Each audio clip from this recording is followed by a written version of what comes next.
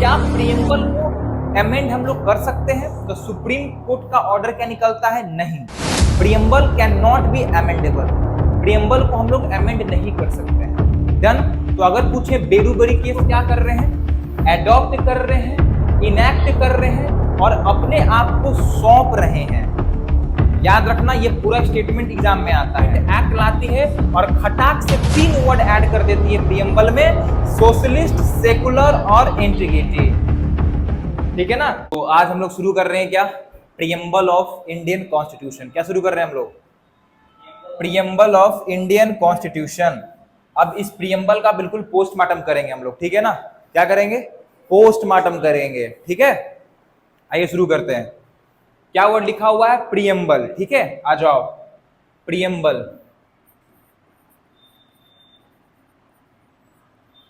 जैसे इसका हम लोग हेडलाइन लिखें, क्या लिखें? प्रियम्बल। तो इसके साथ सबसे पहले हम लोग को 3 नाम याद करना है। कितना नाम याद करना है? 3। सबसे पहला नाम है क्या? सबसे पहला नाम है N.K. पालखीवाला। N.K. पालखीवाला। उसके बाद हम लोग को क्या याद रखना है? उसके बाद हम लोग को याद रखना है ठाकुर दास भार्गव। उसके बाद K.M. मुंशी। K.M. मुंशी। अब हम लोग टॉपिक शुरू कर रहे हैं, ठीक है? नहीं लिखना बंद, पुट योर पेन डाउन, ठीक है? अब बिल्कुल समझना है, ठीक है, और सोचना है। अगर हम लोग बात करें क्या प्रियम्बल का, तो सबसे पहले आते हैं N.K. पालखीवाला। और N.K. पालखीवाला बोलते हैं क्या कि प्रियम्बल जो है, preamble is the introduction of constitution.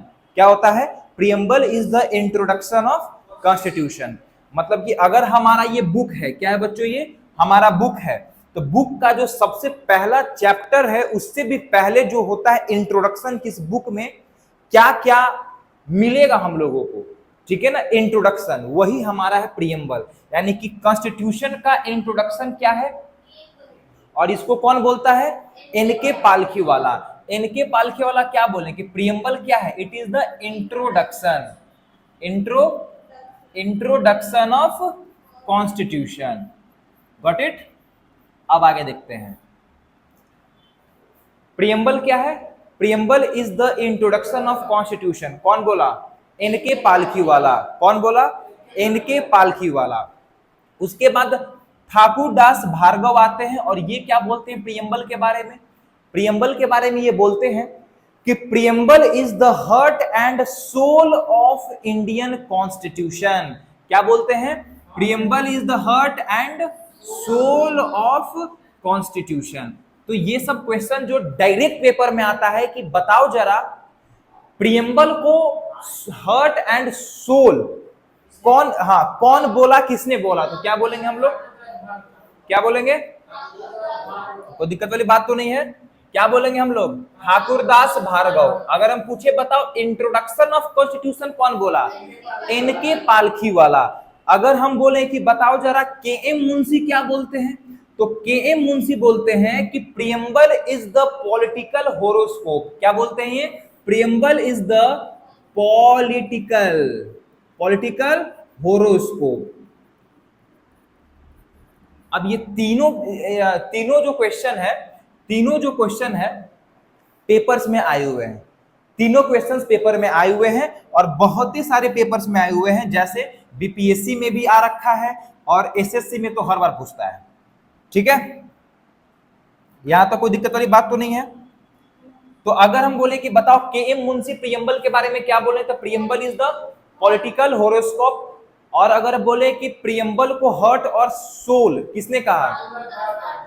Thakurdas Bhargava. कोई दिक्कत वाली बात तो नहीं है? अब आ जाओ प्रियम्बल के बारे में अगर हम लोग डिस्कस करें तो ये चीज समझ में आ गया। और अगर बोले तो प्रियम्बल का लैंग्वेज कहां से लिया गया है? तो प्रियम्बल का लैंग्वेज लिया गया है ऑस्ट्रेलिया से। कहां से लिया गया है? कहां से लिया गया है? ऑस्ट्रेलिया से लिया गया है। प्रियम्बल का लैंग्वेज कहां से लिया गया है? प्रियम्बल का लैंग्वेज कहां से लिया गया है? ऑस्ट्रेलिया से लिया गया है, ठीक है? और अगर हम बात करें प्रियम्बल कहां से लिया गया है, idea of preamble, idea of preamble कहां से लिया गया है? यूएसए से। याद रहे कहां से लिया गया है? यूएसए। ठीक है, तो आ जाओ, अभी तक हम लोग क्या बोले कि प्रियम्बल का लैंग्वेज कहां से लिया गया है? ऑस्ट्रेलिया से। और प्रियम्बल का आइडिया कहां से लिया गया है? यूएसए से लिया गया है। ठीक है, अगर हम लोग पूछें कि प्रियम्बल को हार्ट और सोल किसने कहा? भार्गव जी बोले। अगर बोले कि preamble is the introduction of constitution, इनके पालखी वाला, यहां तक समझ में आ गया। तो आइडिया कहां से लिया गया है? यूएसए से लिया गया है। प्रियम्बल का लैंग्वेज कहां से लिया गया है? ऑस्ट्रेलिया से लिया गया है। और अगर हम लोग बात करें प्रियम्बल जो है, प्रियम्बल का बेस क्या है? तो याद है objective resolution. Objective resolution, objective resolution क्या है सर? तो ऑब्जेक्टिव रेजोल्यूशन जो है ये इसको कहते हैं बेस ऑफ प्रियम्बल। क्या बोलते हैं इसको?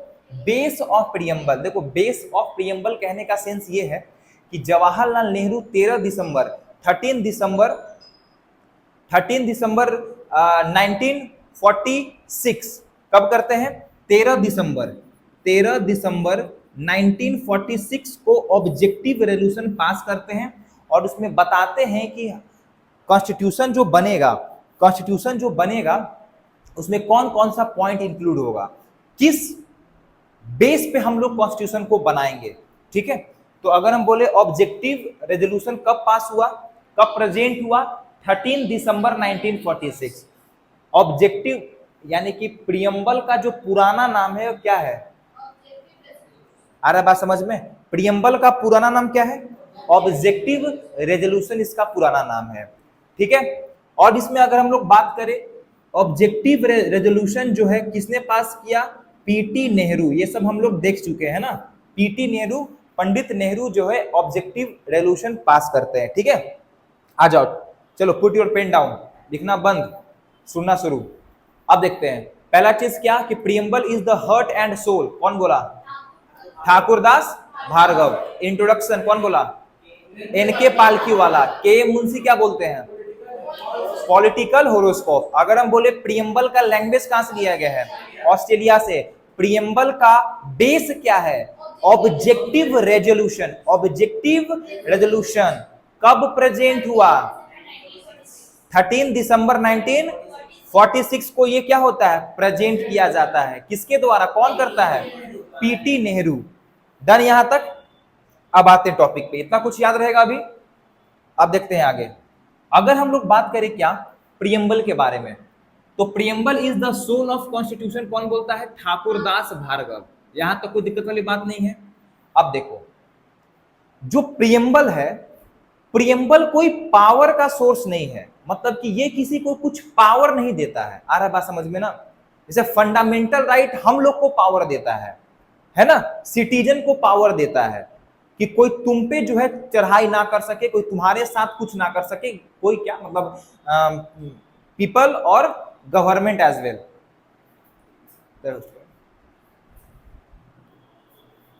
हेलो, यहां पे समझ में आ गया? तो अगर हम बोले कि प्रियम्बल क्या कोई पावर का सोर्स है? नहीं, प्रियम्बल कोई पावर का सोर्स नहीं, is just a simple introduction of our constitution. Done. और ऐसा नहीं है कि तुम प्रियम्बल में कोई चीज लिखा हुआ है तो हम लोग प्रियम्बल को जा करके और कोर्ट में जस्टिफाई करवा सकते हैं, बिल्कुल नहीं। प्रियम्बल जो है ये क्या नहीं है, इसमें लिखा होगा आगे, प्रियम्बल इज नॉट जस्टिएबल। प्रियम्बल क्या नहीं है? जस्टिएबल बिल्कुल भी नहीं है। तो क्या प्रियम्बल हम लोग को पावर देता है? नहीं, प्रियम्बल हम लोग को पावर नहीं देता है। ठीक है, ये क्या है? ये बस इंट्रोडक्शन है किस चीज का? कॉन्स्टिट्यूशन का। ठीक है, अब आगे आ जाओ। अगर हम लोग बात करें जो प्रियम्बल है हमारा, पहला वर्ड शुरू होता है we the people of India. हमारा जो प्रियम्बल है ये वर्ड से, ये लाइन से शुरू होता है। क्या? We the people of India. अब ये कहने का क्या मतलब है? We the people of India कहने का क्या मतलब है? हम लोग बिल्कुल पोस्टमार्टम कर रहे हैं, ठीक है, ध्यान से सुनते चलो और एक बार में याद करना है। We the people of India, इसमें क्या है? इसमें बोल रहा है कि हम भारत के लोग, हम भारत के लोग भारत को डैश, क्या बोले हम भारत के लोग। तो यहां से एक बार क्वेश्चन क्या पूछा था कि बताओ we the people of India में जो वी है वो किसको रिप्रेजेंट कर रहा है? पीपल को रिप्रेजेंट कर रहा है। वी किसके लिए है? पीपल के लिए है। ठीक है, बोल रहा है कि we the people of India मतलब हम भारत के लोग भारत को क्या बनाएंगे? सोवरन बनाएंगे, सोशलिस्ट बनाएंगे, सेकुलर बनाएंगे, डेमोक्रेटिक बनाएंगे और रिपब्लिक बनाएंगे। Triple S D R. हम भारत के लोग भारत को क्या बनाएंगे? सोवरेन बनाएंगे और क्या बनाएंगे? सोशलिस्ट बनाएंगे, सेकुलर बनाएंगे, डेमोक्रेटिक बनाएंगे और रिपब्लिक बनाएंगे। डन।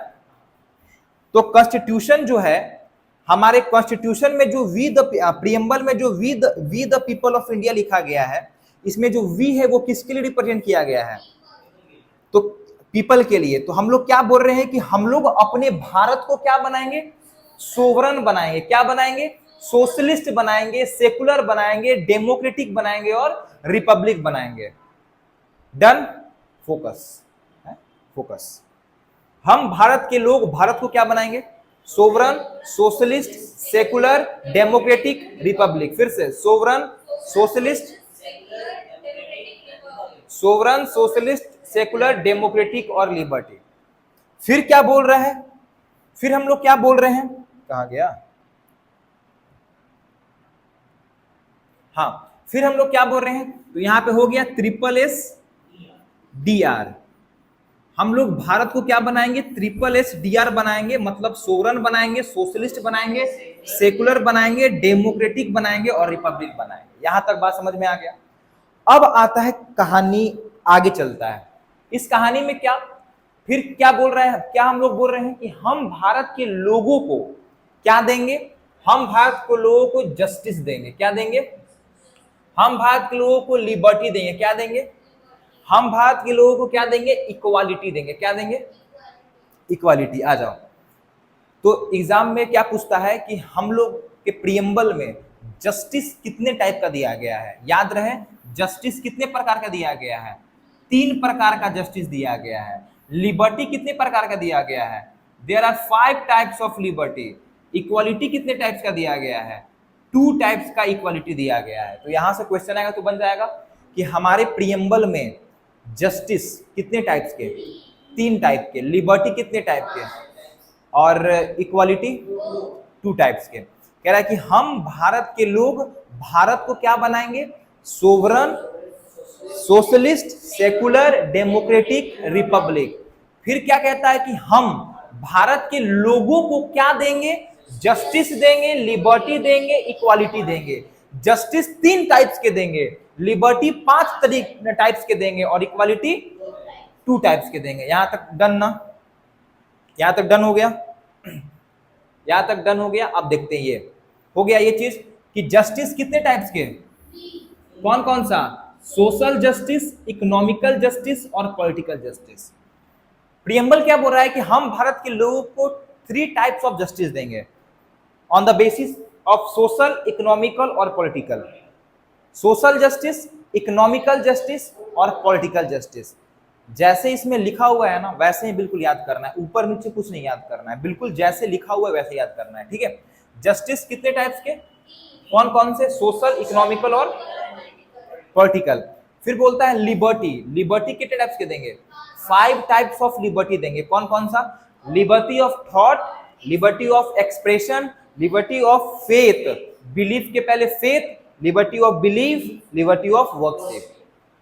ठीक है ना? ये किसको दिया जा रहा है? भारत के लोगों को दिया जा रहा है। ठीक है ना? यहां तक कि लिबर्टी हम लोग कितने टाइप्स के देंगे? 5 टाइप्स ऑफ लिबर्टी देंगे। Liberty of thought, liberty of expression, liberty of faith, liberty of belief और लिबर्टी ऑफ। इसको याद बिल्कुल इसी सीक्वेंस में याद करना है। ठीक है ना? बिल्कुल जैसे दिया गया है वही सीक्वेंस में याद करना है। जैसे देखो यहाँ पे अभी पुट योर पेन डाउन, अभी लिखना ही नहीं है, बाद में लिखना है हम लोगों को। ठीक है। जैसे देखो लिबर्टी कितने टाइप्स के, 5 टाइप्स के। सबसे पहले हम लोग क्या करते हैं, सोचते हैं। जब कोई चीज सोचते हैं तो हमारे फेस पे क्या आता है, एक्सप्रेशन आता है कि नहीं आता है। तो liberty of thought, liberty of expression. जब एक्सप्रेशन आएगा तो हम लोग को क्या आएगा, फेथ आएगा, ठीक है ना, फेथ। और जब फेथ करेंगे तो हम लोग को बिलीव आएगा, और जब हम लोग बिलीव करते हैं तो पूजा करते हैं, वर्शिप करते हैं। डन ना। Liberty of thought, liberty of expression, liberty of faith, liberty of belief और लिबर्टी ऑफ वर्शिप। डन यहां तक, डन यहां तक। आगे देखें, हम लोग जस्टिस कितने टाइप के दिए हैं, सोशल, इकोनॉमिकल और पॉलिटिकल। लिबर्टी कितने टाइप्स के दिए हैं, कौन कौन सा, liberty of, liberty of, liberty of, liberty of belief और डन। उसके बाद बोलता है कि हम लोग इक्वालिटी देंगे, कितने टाइप्स के, 2 टाइप्स की इक्वालिटी देंगे। कौन कौन सा, स्टेटस और इक्वालिटी ऑफ स्टेटस और equality of opportunity. Equality of status और इक्वालिटी ऑफ अपॉर्चुनिटी। यहां तक डन हो गया पूरा पूरा बात, पक्का पक्का। तो यहां भी लिखा हुआ है क्या, प्रॉपर दिख रहा है ना सभी को। We the people of India का कहने का मतलब क्या है कि constitution is prepared and adopted by the people of India, यानी कि हम लोग प्रिपेयर किए और हम ही लोग एडॉप्ट किए। डन ना। We the people of India का मतलब है the constitution is prepared and adopted by the constitution of India, by the people of India, sorry. Done यहां तक। आ जाओ, अगर हम बोले प्रियम्बल के बारे में, प्रियम्बल के बारे में बात करें तो सिंपली अगर हम ये पूछें कि प्रियम्बल में जस्टिस कितने प्रकार का, 3 types of justice, liberty 5, equality 2 types के। डन यहां तक। अगर हम बोले preamble is the political horoscope, कौन बोला, के एम मुंशी। डन। अगर हम बोले preamble is the introduction of constitution, किसने बोला, एनके पालखी वाला। अगर हम बोले preamble is the heart and soul of Indian constitution, हाँ ठीक है, ठीक है, ठाकुरदास भार्गव। कोई दिक्कत वाली बात तो नहीं है। क्या प्रियम्बल जस्टिएबल है, प्रियम्बल जस्टिएबल नहीं है। ये सिर्फ और सिर्फ क्या है, कॉन्स्टिट्यूशन का इंट्रोडक्शन है। डन। क्या प्रियम्बल हम लोग को पावर देता है, नहीं। प्रियम्बल हम लोग को किसी भी तरीके का कोई पावर नहीं देता है। प्रियम्बल का जो वर्ड है वो कहां शुरू हुआ है, we the people of India, यहां शुरू हुआ है ना। अब एक बात बताओ, यहाँ पे जो वी है किसके लिए दिया गया है, पीपल के लिए दिया गया है ना। बोल रहा है हम भारत के लोग क्या क्या करेंगे, सोवरन सोशलिस्ट, सेकुलर, डेमोक्रेटिक और रिपब्लिक। डन ना। कि हम लोग भारत को क्या बनाएंगे, सोवरन बनाएंगे, सोशलिस्ट बनाएंगे, हाँ रिपब्लिक बनाएंगे। यहां तक डन, पूरा डन हो गया, यहां तक पूरा डन, सब कुछ याद हो गया यहां तक। आगे बढ़ जाए। अच्छा बताओ, लिबर्टी कितने टाइप्स के, कौन कौन से, डन। इक्वालिटी कितने टाइप्स के, कौन कौन सा, स्टेटस और अपॉर्चुनिटी। जस्टिस कितने टाइप्स के, कौन कौन से, सोशल, इकोनॉमिकल और पॉलिटिकल जस्टिस। यहां तो कोई दिक्कत वाली बात तो नहीं है। अब देखो, अब हम लोग क्या पढ़ेंगे, अब हम लोग पढ़ेंगे एक एक करके सबके बारे में जानेंगे कि सोवरन क्या होता है, सोशलिस्ट क्या होता है, डेमोक्रेटिक क्या है और रिपब्लिक क्या है। ये सब के बारे में हम लोग जानेंगे। यहां तक सबको समझ में आ रहा है पूरा पूरा बात। We the people of India, we the people of India. आ जाइए, सोवरन का मतलब क्या है। तो एक बार अगर बात करें सोवरन का मतलब, सोवरन, हाँ सोवरन का मतलब क्या है, यहां ध्यान देना सब कोई। जैसे ये हमारा क्या है, भारत है, क्या है, भारत है। किसी भी कंट्री को हम लोग कब कहेंगे कि वो सोवरन का मतलब क्या है, सिंपल सी बात है कि अगर हम लोग अपना इंटरनल और एक्सटर्नल डिसीजन खुद से ले रहे हैं, दैट मीन्स हम सोवरन है। बिना एक्सटर्नल दबाव के, बिना एक्सटर्नल इंटरफेरेंस के। जैसे जब ब्रिटिशर हमारे यहाँ था तो हम लोग अपना इंटरनल और एक्सटर्नल डिसीजन नहीं ले पा रहे थे। कौन ले रहा था? डन ना। सोवरन का मतलब क्या होता है कि अगर कोई कंट्री अपना इंटरनल और एक्सटर्नल डिसीजन खुद से लेता है, दैट मीन्स वो कंट्री क्या है? सोवरन है। What it? पूरा पॉइंट क्लियर? क्या बोले? अगर कोई कंट्री अपना इंटरनल और अपना एक्सटर्नल क्या डिसीजन, अपना इंटरनल और एक्सटर्नल डिसीजन खुद से ले रहा है विदाउट अदर कंट्री के इंटरफेरेंस के, तब हम लोग कहते हैं कि हम लोग क्या हैं? डन ना। सोवरन का मतलब समझ में आ गया? तो प्रियम्बल दिख रहा है ना, सबसे इंपॉर्टेंट लाइन कौन सा हो गया? सोवरन। कि हम लोग किसी के अंडर में नहीं रहेंगे, किसी के दबाव में नहीं रहेंगे। अगर मेरे यहाँ कुछ लॉ पास करना है तो हम लोग सक्षम हैं, हम लोग लॉ पास कर सकते हैं। किसी से राय लेने का आवश्यकता, अदर कंट्री से आवश्यकता नहीं है। डन है यहां तक? तो सोवरन मतलब क्या होता है कि the country which takes its own decision internal and external without interference of any other country. Done ना। सोवरन का मतलब क्या होता है पता है? हो गया। अब सोशलिस्ट से पहले हम लोग देखते हैं सेकुलरिज्म क्या होता है। तो एक बार हम लोग देखते हैं सेकुलर।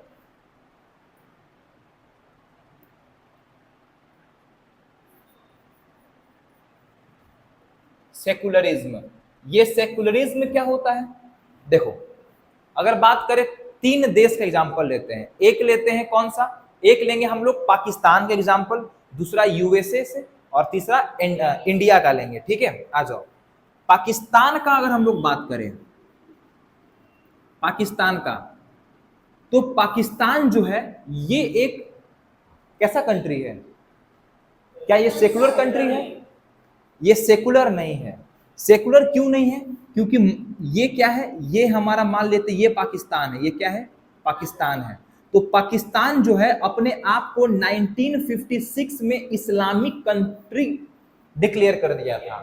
1956 में कि हम जो है एक इस्लामिक धार्मिक कंपनी है, इस कंट्री है। ठीक है।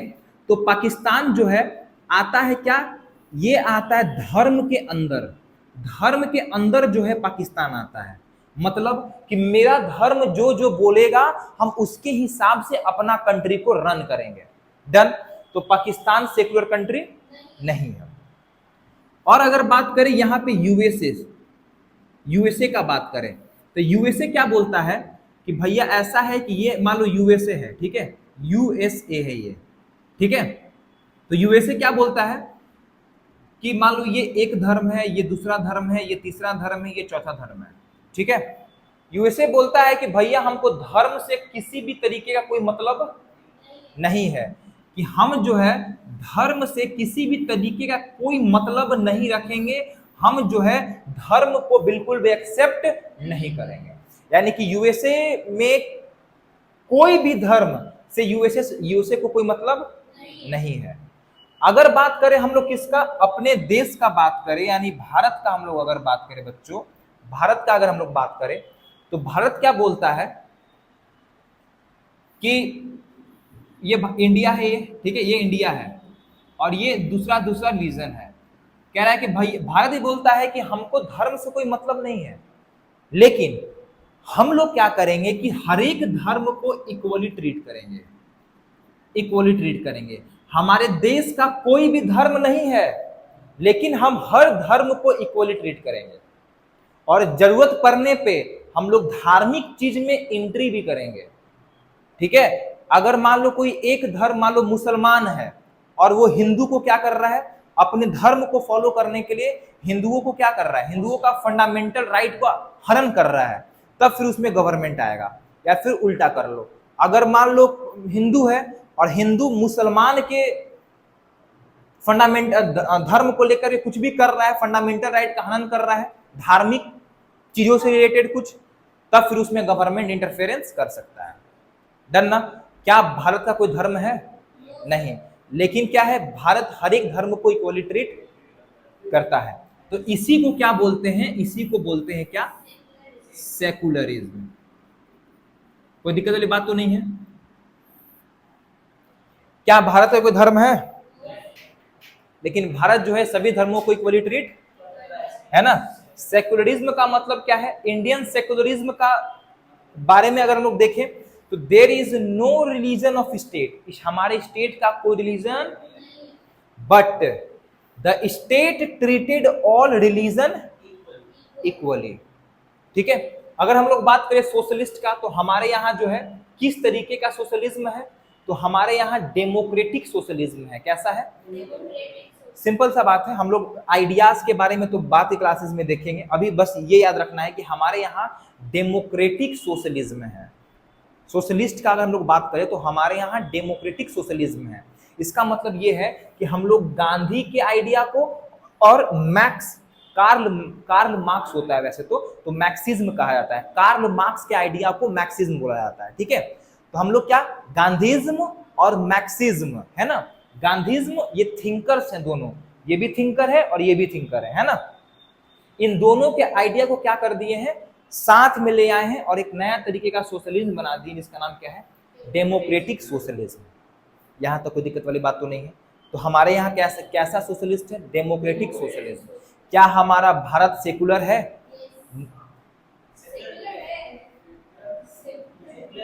है। क्या हमारा भारत का अपना कोई धर्म है? नहीं। क्या यूएसए का कोई धर्म है? नहीं। यूएसए बोलता है भैया तुम अपना धर्म उधर साइड रखो, हमको कोई मतलब नहीं है तुम्हारे धर्म से और अपने कंट्री से। लेकिन पाकिस्तान क्या बोलता है? बस इस्लामिक कंट्री है कि भाई मेरा धर्म जो जो बोलेगा हम वो करेंगे। डन ना यहां तक? डन यहां तक? अगर बात करें डेमोक्रेटिक का, तो डेमोक्रेटिक का अगर हम लोग डिस्कस करें डेमोक्रेटिक के बारे में, डेमोक्रेसी का अगर हम लोग बात करें डेमोक्रेसी का, तो डेमोक्रेसी का मतलब क्या होता है? जैसे अब्राहम लिंकन एक स्टेटमेंट दिए थे ना, डेमोक्रेसी का मतलब क्या होता है? Bye the people, of the people, for the people. ये स्टेटमेंट किसका है? अब्राहम लिंकन का है, फर्स्ट प्रेसिडेंट ऑफ, वाह, छोड़ो आ जाओ यहाँ पे। तो डेमोक्रेसी का मतलब देखो, अब्राहम लिंकन वाला हम लोग डिस्कस नहीं करेंगे, for the people, bye the people, of the people, वो हो गया पुराना। अब हम लोग प्रेजेंट में डेमोक्रेसी का डेफिनेशन क्या देखेंगे? प्रेजेंट में डेमोक्रेसी का डेफिनेशन और हम लोग देखेंगे क्या? सबसे पहले क्या?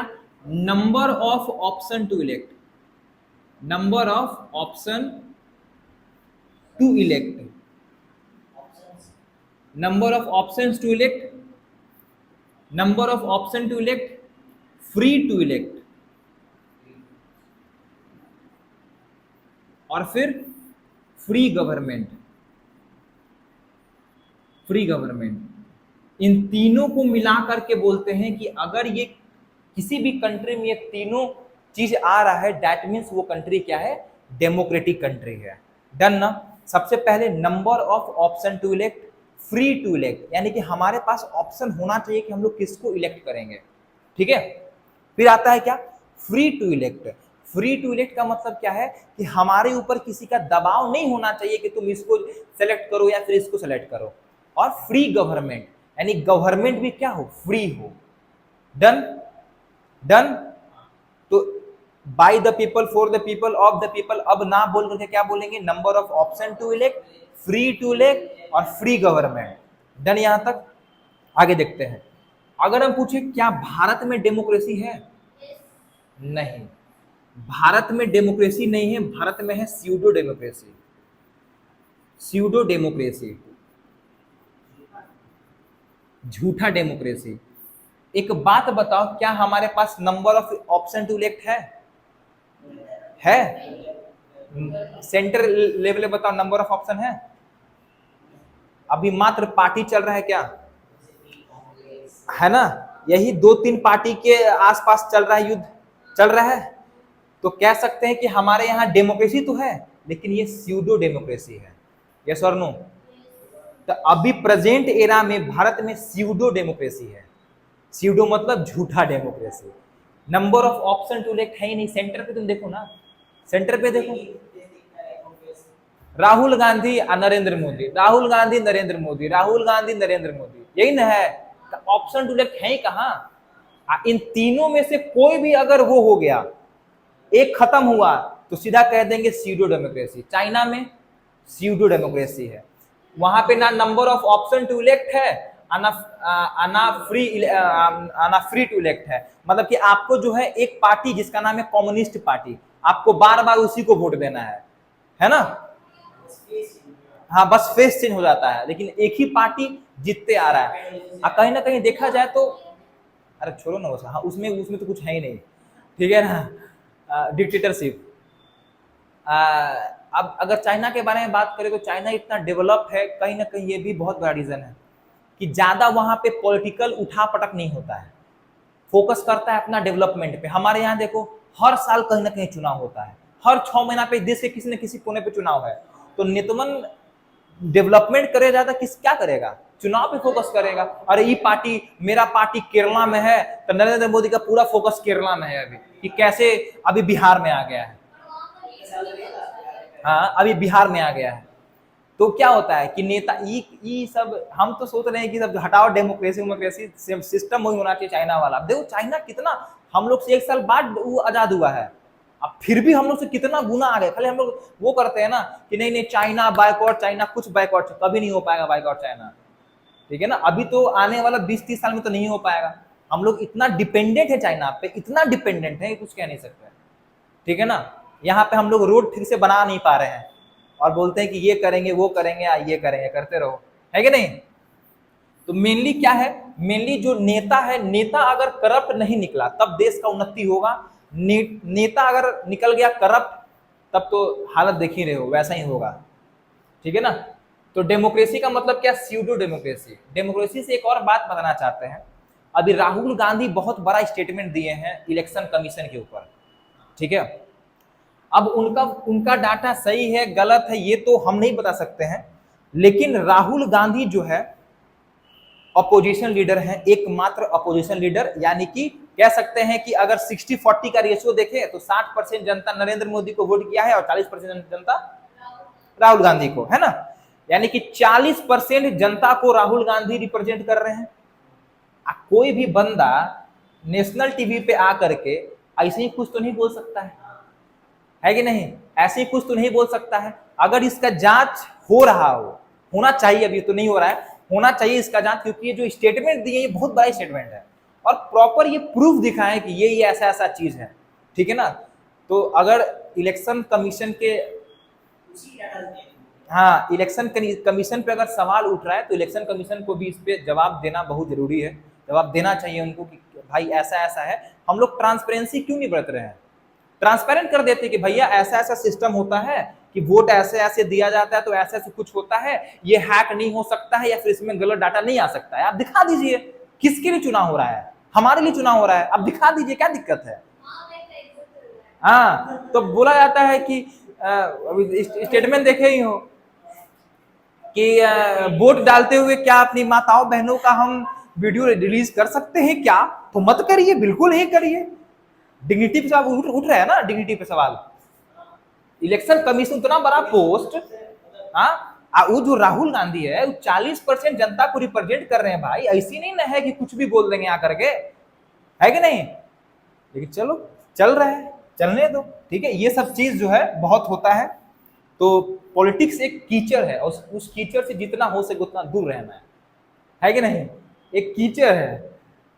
तो डेमोक्रेसी समझ में आ गया, स्यूडो डेमोक्रेसी, ठीक है।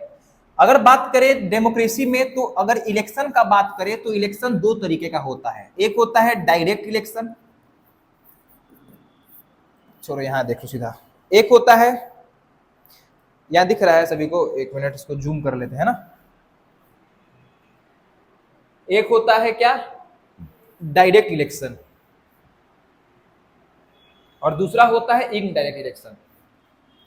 तो अगर बात करें डायरेक्ट इलेक्शन का मतलब क्या होता है, जहां पे when the people elected government directly, यानी कि जनता सीधा गवर्नमेंट को इलेक्ट कर दे, उसको बोलते हैं। जो कि कहां पे होता है, स्विट्जरलैंड में होता है। स्विट्जरलैंड में कैसा होता है, डायरेक्ट इलेक्शन होता है। डायरेक्ट पीपल जो है सीधा गवर्नमेंट को इलेक्ट करता है। लेकिन हमारे यहाँ क्या होता है, इनडायरेक्ट, यानी कि when people elect their government through their representative. आ रहा बात समझ में ना। से इंडिया में, यूएसए में पहले हम लोग एमएलए चुनते हैं ना, ऐसे कर करके स्टेप बढ़ता है, हम लोग देखेंगे, सब कुछ देखेंगे अभी, ठीक है, एमएलए एमपी इस तरीके से। तो इनडायरेक्ट इलेक्शन में क्या होता है कि जब पीपल जो है अपना रिप्रेजेंटेटिव चुनता है और उसको भेजता है कि जाइए आप मेरे लिए जो है वो करिए, मेरे लिए मेरा आवाज वहां तक रखिए आप, है ना। तो बताओ इंडिया में किस टाइप का डेमोक्रेसी है? हाँ, डेमोक्रेसी मतलब इलेक्शन कैसा होता है? और स्विट्जरलैंड में डन, यहां तक कोई दिक्कत वाली बात तो नहीं है। डेमोक्रेसी का रियल डेफिनेशन क्या है? Number of option to elect, free to elect और फ्री गवर्नमेंट। यहां तक सब कुछ क्लियर है। अब आता है रिपब्लिक, है ना। हम लोग क्या पढ़ रहे हैं अभी पता है ना, हम लोग इसको डिटेल में डिस्कस कर रहे हैं। सोवरन देख लिए, सोशलिस्ट देख लिए, उसके बाद सेकुलर भी देख लिए, डेमोक्रेटिक। अब क्या देखना है? रिपब्लिक की रिपब्लिक का मतलब क्या है? रिपब्लिक का मतलब क्या है ना। रिपब्लिक का मतलब ये होता है कि head of the state, state का जो हेड है वो क्या होना चाहिए? इलेक्टेड होना चाहिए। देखो, है ना, नेशन का जो हेड है, वेयर रिपब्लिक का मतलब क्या होता है? रिपब्लिक का मतलब होता है वैसा कंट्री, वैसा नेशन जिसमें उसका हेड जो है वो कैसा रहे? इलेक्टेड रहे। कैसा रहे? इलेक्टेड रहे। जैसे अगर बात करें, क्या हमारे यहाँ नेशन का हेड कौन है? प्रेसिडेंट। कौन है? क्या हमारा प्रेसिडेंट इलेक्टेड है? होता है नहीं, मतलब इनडायरेक्ट होता है ना, होता है इलेक्टेड। तो हमारा देश कैसा हो गया? रिपब्लिक हो गया, ठीक है ना। तो अगर बोले कि हेड ऑफ द नेशन कौन होता है? प्रेसिडेंट होता है, ठीक है ना। लेकिन अगर बोले हेड ऑफ द गवर्नमेंट, हाँ, हेड ऑफ गवर्नमेंट, गवर्नमेंट का हेड कौन होता है? पीएम। डन ना। हेड ऑफ द नेशन कौन? प्रेसिडेंट। और हेड ऑफ द गवर्नमेंट कौन होता है? पीएम। पीएम से नरेंद्र मोदी आता है ना, कोई बात नहीं, वी हैव, छोड़ो। ब्रिटेन इज ए, आप देखो ब्रिटेन में क्या है कि ब्रिटेन में क्या होता है कि उसमें जो पोस्ट है वो हेरिडिटरी है, मतलब ये मरा तो वो मरा तो वो मरा तो वो, ठीक है ना। ब्रिटेन, हाँ, ब्रिटेन डेमोक्रेटिक तो है लेकिन रिपब्लिक नहीं है, याद रहे। हेड ऑफ द नेशन वहां का इलेक्टेड नहीं होता है, ठीक है ना, head of the nation elected नहीं होता है। तो रिपब्लिक का मतलब समझ में आ गया क्या होता है? रिपब्लिक का मतलब होता है कि head of the nation elected हो और क्या हो? इलेक्टेड हो और हेरिडिटरी पोस्ट ना हो, ठीक है ना। और ब्रिटेन जो है वो डेमोक्रेटिक तो है लेकिन रिपब्लिक नहीं है। अब बाकी ये सब तो हम लोग देख लिए हैं कि जस्टिस जो है सोशल जस्टिस देंगे, इकोनॉमिकल जस्टिस देंगे, पॉलिटिकल जस्टिस देंगे। डन है यहां तक। सोशल का मतलब है कि जेंडर, रेस और ग्रीड के हिसाब से हम लोग डिस्क्रिमिनेशन नहीं करेंगे, चाहे वो कोई भी हो। इकोनॉमिकल का मतलब है रिसोर्सेज का इक्वली डिस्ट्रीब्यूशन करेंगे। डन। पॉलिटिकल का मतलब है कि इलेक्शन और वोट देने का सभी को अधिकार है। अगर हम आज चाहते हैं कि हम एमएलए पोस्ट के लिए लड़ेंगे तो लड़ सकते हैं, ठीक है ना। लिबर्टी तो हम लोग देख लिए हैं, ठीक है, इक्वालिटी ऑफ स्टेटस और इक्वालिटी ऑफ अपॉर्चुनिटी। फिर बाद में ऐड किया गया एक वर्ड जिसका नाम क्या है? फर्टिनिटी। फर्टिनिटी बोलता है, फर्टिनिटी में क्या आता है? यह आता है इंटीग्रिटी ऑफ नेशन, यूनिटी और डिग्निटी ऑफ इंडिविजुअल। बोलता है कि हम लोग क्या करेंगे? हम लोग जो है अपने नेशन को क्या करेंगे? बांध के रखने का काम करेंगे। हम लोग एक साथ मिल करके और भाईचारा दिखाते हुए हम लोग रहेंगे इस भारत में, ठीक है ना। और हर एक इंडिविजुअल का डिग्निटी का पूरा पूरा ख्याल रखेंगे। यूनिटी, इंटीग्रिटी और डिग्निटी, हर एक इंडिविजुअल का डिग्निटी का ख्याल रखेंगे। यूनिटी यानी कि, ठीक है ना, और इंटीग्रिटी मतलब, अब इंटीग्रिटी का मतलब क्या होता है? इंटीग्रिटी का मतलब होता है ज्योग्राफिकल कनेक्शन। जैसे अगर मान लो ये हमारा भारत है और अभी क्या हो कि जम्मू कश्मीर पे पाकिस्तान अटैक कर देगा, तो एक बात बताओ कि क्या सिर्फ बिहार के लोगों का खून खौलेगा कि केरला के लोगों का भी खून खौलेगा? पूरे भारत का। दैट मीन्स ये दिखाता है कि हम लोग के अंदर क्या है? इंटीग्रिटी है। क्या है? इंटीग्रिटी है। मतलब हम लोग अपने देश को लेकर के ज्योग्राफिकल कनेक्शन फील करते हैं। यस और नो? चाहे वो केरला हो, चाहे वो तमिलनाडु हो, चाहे बिहार हो, मध्य प्रदेश हो, जम्मू कश्मीर पे अगर अटैक होगा तो पूरे देश एक साथ मिलकर के खड़ा रहेगा। डन ना? तो फर्टिनिटी बाद में ऐड किया गया है। डन यहां तक? पूरा डन हो गया यहां तक? अब हम लोग ये सब देख लिए हैं, जरा सा देखते हैं कि प्रियम्बल का नेचर कैसा है। नेचर है SSSR, sovereign, socialist, secular, democratic, Republic. Preamble का ऑब्जेक्टिव क्या है कि हम लोग क्या क्या देंगे? जस्टिस देंगे, लिबर्टी देंगे, इक्वालिटी देंगे और फर्टिनिटी स्टार्टिंग से था क्या? बाद में ऐड हुआ।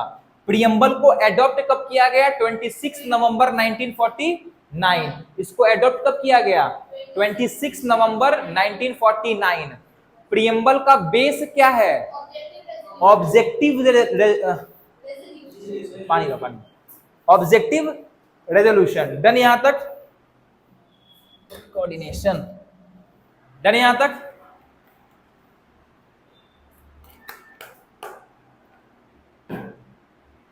अगर बात करें प्रियम्बल का थॉट कहां से लाया गया? यूएसए। लैंग्वेज कहां से लाया गया? ऑस्ट्रेलिया। बेस क्या है?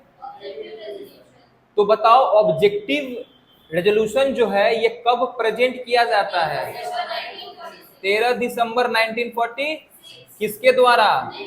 पीटी नेहरू, है ना, पंडित नेहरू। डन यहां तक? अब देखो, तो 26 नवंबर 1949 को क्या बोला गया कि हम लोग कॉन्स्टिट्यूशन को क्या कर रहे हैं? एडॉप्ट कर रहे हैं, इनैक्ट कर रहे हैं और अपने आप को सौंप रहे हैं। याद रखना, ये पूरा स्टेटमेंट एग्जाम में आता है। Adopt, enact and give to our self. कब? 1949। एडॉप्ट, इनैक्ट और give to our self. Adopt, enact और गिव टू आवर सेल्फ कब? 26 नवंबर 1949। यहां तक हो गया। अब आगे देखते हैं। अब हुआ क्या कि अब ये लास्ट पेज है हमारा। अब हुआ क्या कि अब सुप्रीम कोर्ट में एक केस किया गया। अब केस का क्वेश्चन क्या था कि क्या प्रियम्बल को अमेंड कर सकते हैं? क्या प्रियम्बल के अंदर संशोधन कर सकते हैं? संशोधन मतलब क्या सुधार कर सकते हैं? कुछ ऐड कर सकते हैं कि नहीं कर सकते हैं? ये केस होता है कहां? सुप्रीम कोर्ट में। और इस केस का नाम क्या है? याद रहे, पॉलिटी में हम लोग पूरा केस एक ही बार जो है डिस्कस करेंगे, ठीक है। अभी थोड़ा थोड़ा जानेंगे कि क्या क्या हुआ था। तो एक केस होता है 1960 में, Berubari versus Indian Union. Berubari case, Berubari versus Indian Union जो है एक केस होता है कि क्या प्रियम्बल को अमेंड हम लोग कर सकते हैं? तो सुप्रीम कोर्ट का ऑर्डर क्या निकलता है? नहीं, preamble can not be amendable. Preamble को हम लोग अमेंड नहीं कर सकते हैं। डन। तो अगर पूछे बेरूबरी केस कब हुआ? 1960। इसमें जजमेंट क्या आया था? प्रियम्बल को अमेंड। स्टेटमेंट वाइज क्वेश्चन आएगा तो धुआं निकल जाएगा कान से, ध्यान सुनो, ठीक है। बेरूबरी वर्सेस इंडियन यूनियन, ठीक है ना, 1960। क्या प्रियम्बल अमेंडेबल है? नहीं। सेकंड केस आता है जिसका जो कि बहुत फेमस केस है। सब केस के, हालांकि कहानी इसके पीछे बहुत इंटरेस्टिंग है, बहुत इंटरेस्टिंग कहानी है, ठीक है ना। अभी नहीं सुनाएंगे, ठीक है, आगे क्लास में सुनाएंगे प्रॉपर जब केस डिस्कस करेंगे। तो फिर आता है केशवानंदा भारती वर्सेस स्टेट। केशवानंदा भारती जो है केस करते हैं फिर 1973 में। तो फिर जो है सुप्रीम कोर्ट में केस जाता है। तो इस बार सुप्रीम कोर्ट क्या बोल देता है? Yes, preamble can be amendable. Preamble को हम लोग अमेंड कर सकते हैं, प्रियम्बल को अमेंड कर सकते हैं, है ना। अगर पूछे बताओ किस केस में बोला गया था, तो Kesavananda Bharati case versus state 1973। Done यहां तक? आगे बढ़ जाए। हाँ, तो केशवानंदा भारती केस में क्या बोला सुप्रीम कोर्ट कि प्रियम्बल जो है क्या है कि प्रियम्बल भी जो है कॉन्स्टिट्यूशन का एक पार्ट है, तो इसको हम लोग अमेंड कर सकते हैं। तो जैसे ही 1973 में ये पता चला, जजमेंट आया, तो 1976 में इंदिरा गांधी खटाक से 42 अमेंडमेंट एक्ट लाती है और खटाक से 3 वर्ड ऐड कर देती है प्रियम्बल में, सोशलिस्ट, सेकुलर और इंटीग्रिटी, ठीक है ना। यानी कि ओरिजिनल कॉन्स्टिट्यूशन, यानी कि जब 26 नवंबर 1949 को जब प्रियम्बल जब आया, तो उसमें SSSR नहीं था, क्या था? सिर्फ एस मतलब सोवरन और डेमोक्रेटिक और रिपब्लिक था। बाद में 42 अमेंडमेंट एक्ट 1976 इंदिरा गांधी जो है सोशलिस्ट, सेकुलर और इंटीग्रेटिव वर्ड को इंसर्ट करती है किसमें? प्रीएम्बल में। डन। तो अगर हम बोलेंगे कौन कौन सा वर्ड बाद में ऐड हुआ, तो सेकुलर और सेकुलर, सोशलिस्ट और इंटीग्रेटिव। डन ना? कोई दिक्कत वाली बात तो नहीं है यहां तक? ये क्वेश्चन बहुत ही एग्जाम में पूछा गया है, यानी कि प्रीएम्बल से अगर क्वेश्चन आता है तो रहता है कि यही वाला क्वेश्चन में आएगा। ठीक है, कौन सा वर्ड? सोशलिस्ट, सेकुलर और इंटीग्रेटिव। डन यहां तक? डन ना? केस हम लोग आराम से पढ़ेंगे विस्तृत रूप से। अभी पहले हम लोग प्रीएम्बल देख लेते हैं। ठीक है, अब देखते हैं। फिर एक केस होता है जिस केस का नाम है LIC versus Indian union. LIC versus Indian union. इसमें क्या कहा जाता है कि फिर इसमें कहा जाता है क्या, 1995 में ये केस हुआ था। 1995 में LIC versus Indian union case हुआ था, और इस केस में सुप्रीम कोर्ट बोलता है क्या कि preamble is integral part of constitution.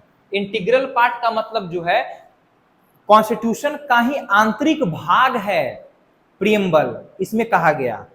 ठीक है ना? तो अगर पूछेगा कि बताओ प्रीएम्बल इज द, पैर क्यों मिल रहा है? Preamble is the integral part of constitution किस केस में कहा गया? LIC versus Indian union 1995।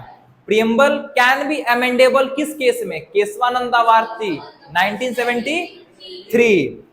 1976 में होता है 42 अमेंडमेंट एक्ट, जो कि सबसे बड़ा अमेंडमेंट एक्ट था इंदिरा गांधी के द्वारा। सोशलिस्ट, सेकुलर और इंटीग्रेटिव वर्ड को ऐड किया गया प्रीएम्बल में। डन। फिर ये सब हम लोग देख लिए कि preamble is a political horoscope. KM Munshi, हाँ याद रहे, जो जस्टिस हम लोग देखे थे ना, जस्टिस, सोशल, इकोनॉमिकल और पॉलिटिकल, ये सारा का सारा वर्ड लिया गया है रशियन रेवोल्यूशन से। कहां से लिया गया है? रशियन रेवोल्यूशन से लिया गया है। फिर त्रिदेव कहते हैं किसको? इक्वालिटी, लिबर्टी और फर्टिनिटी। इक्वालिटी, लिबर्टी और फर्टिनिटी, ये कहां से लिया गया है? ये लिया गया है फ्रेंच रेवोल्यूशन से। ठीक है ना? ये कहां से लिया गया है? फ्रेंच रेवोल्यूशन से लिया गया है। और हाँ, जो NK पालखी वाला है वो क्या बोलते हैं पता है? It is the introduction of constitution. और एक और स्टेटमेंट रहा कि who said preamble as identity card of constitution. NK पालखी वाला आइडेंटिटी कार्ड। ठीक है ना? यानी कि कॉन्स्टिट्यूशन में एंट्री करते हैं प्रीएम्बल से होते हुए। ठीक है ना? सबसे फर्स्ट पेज प्रीएम्बल। तो यहां तक बात पूरा समझ में आ गया। अगर प्रीएम्बल से क्वेश्चन आएगा तो इस क्लास के बाहर नहीं जाएगा। ठीक है ना? यानी कि 90% क्वेश्चन इसी क्लास से 100% लगेगा। ठीक है? यहां तक पूरा बात समझ में आ गया सभी को? ठीक है, यहां पे हमारा ये चैप्टर क्या होता है? खत्म हो जाता है। ठीक है, आज रिवाइज करते हैं। ठीक है, अगर बात करें प्रीएम्बल का, प्रीएम्बल, चलो बताओ, प्रीएम्बल इज द इंट्रोडक्शन, कौन बोला? NK पालखी वाला। पॉलिटिकल हॉरोस्कोप कौन बोला? KM मुंशी। अगर हम बोले क्या कि हार्ट एंड सोल, कौन बोला? क्या प्रीएम्बल जस्टिएबल है? क्या प्रीएम्बल पावर देता है? नहीं। ठीक है, प्रीएम्बल जो है इसका पहला वर्ड क्या है? We the people of India. Done ना? जो कि क्या बोलता है? SSS, है ना, कि हम भारत के लोग भारत को क्या बनाएंगे? सोवरेन, डेमोक्रेटिक और रिपब्लिक। हम भारत के लोग भारत को क्या देंगे? जस्टिस देंगे। हाँ, जस्टिस, इक्वालिटी, लिबर्टी, या फिर जस्टिस, लिबर्टी और इक्वालिटी। जस्टिस कितने टाइप्स के? Liberty, equality. डन यहां तक पूरा? उसके बाद हम लोग एक एक करके देखे थे सब कुछ। बताओ, क्या ब्रिटेन रिपब्लिक है? नहीं। क्या ब्रिटेन डेमोक्रेटिक है? हमारे यहाँ डायरेक्ट इलेक्शन होता है कि इनडायरेक्ट? इनडायरेक्ट। डायरेक्ट कहाँ पे होता है? और याद रहे, हमारे यहाँ भी होता है लेकिन लोकल गवर्नमेंट पे होता है। ठीक है, हाँ लोकल गवर्नमेंट पे होता है डायरेक्ट इलेक्शन। डन यहां तक। फिर अगर हम लोग बात करें क्या, ये सब देख लिया हम लोग पूरा पूरा। फिर हम लोग बात करें कि कब एडॉप्ट और इनैक्ट और गिव टू आवर सेल्फ, कब? 26 नवंबर 1940 एडॉप्ट इनैक्ट और गिव टू आवर सेल्फ। 20 क्या हम लोग रिपब्लिक हैं? हाँ है, बोलना है, हाँ है ना, हमारे यहाँ प्रेसिडेंट इलेक्टेड है ना। फिर अगर बोले 1960 में कौन सा केस हुआ था? बेरूबरी केस हुआ था, जिसमें बोला गया क्या प्रियम्बल को अमेंड कर सकते हैं? नहीं कर सकते हैं। 1973 में केशवानंदा भारती केस होता है, जिसमें क्या बोलता है जिस फिर 1976 को कौन सा वर्ड? इंटीग्रिटी, हाँ सोशलिस्ट, सेकुलर और इंटीग्रिटी वर्ड को ऐड किया गया। उसके बाद 1995 में कौन सा case? LIC versus Indian union, उसमें क्या बोला? हाँ इंटरनल पार्ट, ठीक है बोल सकते हैं कि preamble is the integral part of Indian constitution. Done यहां तक। Idea of justice, idea of liberty, equality, fraternity कहां से लिया गया? फ्रेंच रेवोल्यूशन से। जस्टिस इक्वालिटी सोशल और इकोनॉमिकल, है ना, कहां से? रशियन रेवोल्यूशन से लिया गया। Who said preamble is the identity card of constitution? NK पालके वाला। तो बस आज की सभा यही समाप्त हुई। अभी क्या करना है, पेज निकालना है और पेज निकाल करके जितना कुछ भी हम लोग डिस्कस किए हैं शॉर्ट में लिख लेना है। अभी सब कुछ तो याद होगा। अभी सेकुलर क्या है, सोशलिस्ट क्या है, ये सोवरन क्या है, सब हम लोग डिस्कस कर लिए। क्या पाकिस्तान सेकुलर है? हम लोग हैं, हम लोग हैं। डन यहाँ तक। तो बस आज की सभा यही समाप्त हुई। हाँ अब हम लोग कल क्या पढ़ेंगे? कल हम लोग का मेन चीज शुरू हो रहा है, parts of Indian constitution, part one कल हम लोग देखेंगे, यूनियन एंड इट्स टेरिटरी। ठीक है, हाँ आर्टिकल्स के बारे में कल से देखेंगे हम लोग। ठीक है, कॉन्स्टिट्यूशन बन गया, बनने के बाद हम लोग इंट्रोडक्शन देखें, शेड्यूल देखें, पार्ट्स कौन कौन सा है। अब हम लोग मेन बुक का पहला पेज पढ़ेंगे, पहला चैप्टर पढ़ेंगे, जिसका नाम है union and it's territory. Done. तो बस आज की सभा यही समाप्त हुई। तब तक के लिए धन्यवाद।